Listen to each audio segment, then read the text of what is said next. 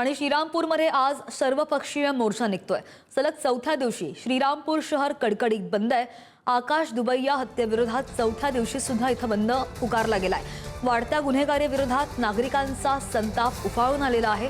कायदा आणि सुव्यवस्था मजबूत करण्याची प्रशासनाकडे हे नागरिक मागणी करतायत। श्रीरामपूरमध्ये तरुण हॉटेल व्यावसायिक आकाश दुबैया यांच्या निर्घृण हत्येच्या निषेधार्थ आज सर्वपक्षीय मोर्चाचं आयोजन केलं गेलंय। सकाळी 11 वाजता हनुमान मंदिरापासून मोर्चाला सुरुवात होईल।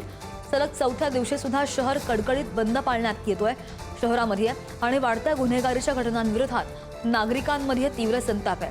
शहरामध्ये कायदा आणि सुव्यवस्था मजबूत करण्याची मागणी नागरिकांकडून जोर धरतेय। शनिवारी भर दिवसा लक्ष्मीनारायण हॉटेल पॅलेस हॉटेलमध्ये आकाश दुबैया यांची झालेली निर्घृण हत्या ही शहरातील वाढत्या गुन्हेगारीची गंभीर घटना मानली जाते।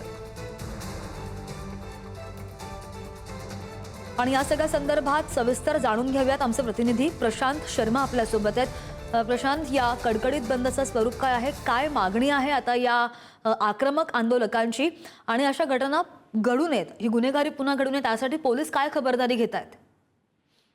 खरं बघितलं तर श्रद्धा, श्रीरामाच्या नावाने वसलेलं हे श्रीरामपूर शहर आता मात्र दानवांचं शहर झालं असं म्हणणं योग्य ठरेल। कारण की गेल्या अनेक वर्षापासून आणि गेल्या काही महिन्यापासून श्रीरामपुरात जे आहे गुन्हेगारांनी उच्छाद मांडला आहे।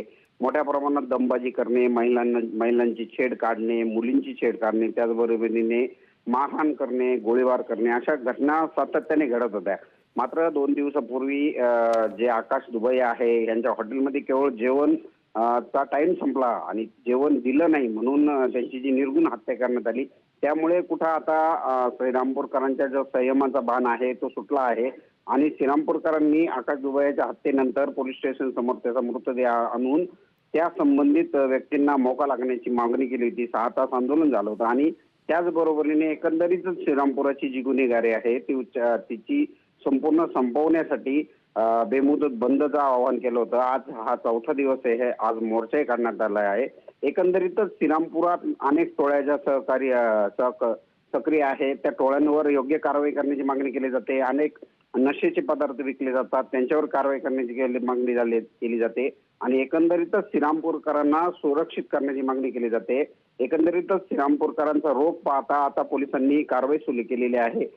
गुन्हेगाराशी संबंधित असलेल्या एका पोलिसाचंही निलंबन केलेलं आहे। आणखीनही छापे टाकले जात आहे। मात्र ही कारवाई केवळ काही दिवसापुरती न राहता संपूर्ण शहर जे आहे ते स्वच्छ करून नागरिकांना दिलासा देण्याची गरज आहे। अगदी आता जो आज चौथा दिवस आहे आंदोलनाचा, आज सुद्धा कडकडीत बंद आहे आणि पोलीस स्टेशन समोर पोलीस सुद्धा तिथं उपस्थित असलेले पाहायला मिळतात। आज या आंदोलकांमध्ये आणि पोलिसांमध्ये काही चर्चा झाल्याचं कळतंय का?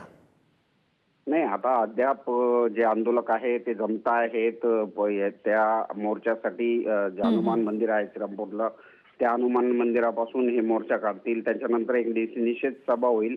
निषेध सभेत आज आणखीन कोणावर आरोप केले जातात, याआधी पोलिसांच्या कार्यपद्धतीवर आरोप केले गेले होते, काही नेत्यांच्याही कार्यपद्धतीवर आरोप केले गेले होते। मात्र आज सर्वपक्षीय मोर्चा आहे, त्यामुळे आज अखेर मागणी काय करतात आणि जो बेमुदत बंद होता तो मागे घेतला जातो की पुढच्या आंदोलनाची दिशा ठरवली जाते हे स्पष्ट होईल। अगदी मोर्चाकडे लक्ष असेल, ताजी माहिती घेत राहू। प्रशांत, धन्यवाद दिलेल्या माहितीसाठी।